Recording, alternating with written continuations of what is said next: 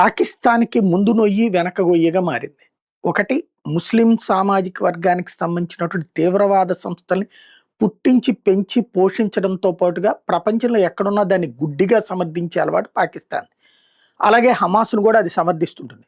హమాస్‌ని సమర్థించే వాళ్ళు పాకిస్తాన్‌లో కుప్పలు, తెప్పలున్నారు.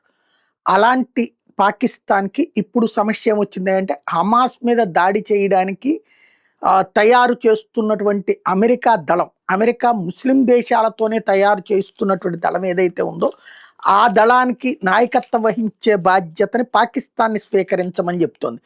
గాజా స్టెబిలైజేషన్ ఫోర్స్ అన్నటువంటిది. వీళ్ళ పనేంటయ్యా అంటే, గాజాకి సైన్యాన్ని పంపించాలి. ఇందులో ఇతర దేశాలు, ముస్లిం దేశాలని కూడా పంపిస్తే అక్కడ ఇజ్రాయెల్ ఇక ఏం చేయదు. ఓన్లీ వీళ్ళే చంపాలి. తోటి ముస్లిం సైనికుల్ని వీళ్ళే చంపాలి. గాజాలో ఎవరైతే ప్రజలు సక్రమంగా బ్రతకాలి, అక్కడ గాజా ప్రజల్ని ఇబ్బంది పెట్టేటటువంటి సైన్యం ఎవరైతే ఉంటారో హమాస్ తీవ్రవాదులు, వాళ్ళని వీళ్ళు చంపాలి. అంటే ఉగ్రవాద సంస్థలు ఇప్పుడు ఈ దేశాలను సమర్థిస్తున్నాయి. ఆఫ్ఘనిస్తాన్, బంగ్లాదేశ్ అని ఇట్లాంటి అలాంటి సందర్భంలో వాళ్ళని చంపాలంటే ఎట్టా కుదురుతుంది?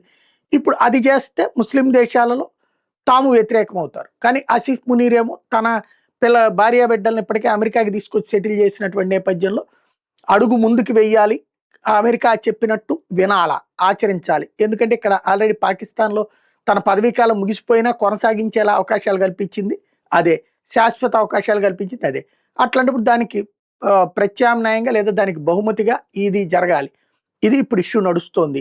దాంతో అడుగు ముందుకు వేయలేక, వేస్తే ఒక బాధ, వేయకపోతే ఒక బాధగా మారిపోయింది ఆసిఫ్ మునీర్ పరిస్థితి.